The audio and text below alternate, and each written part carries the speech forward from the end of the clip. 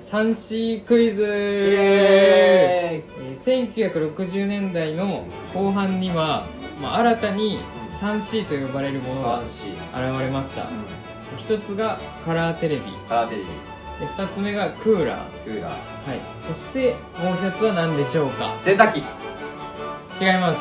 A が自転車。はい。で、B が掃除機。掃除機 C。